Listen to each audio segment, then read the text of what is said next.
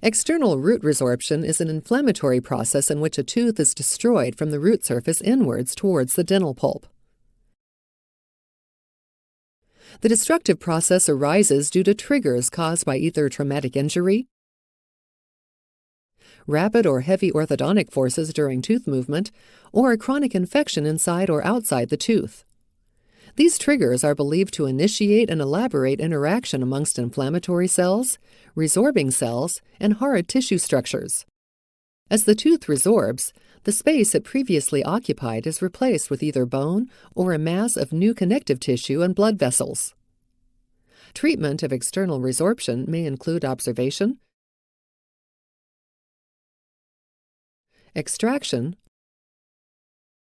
surgery, or root canal therapy.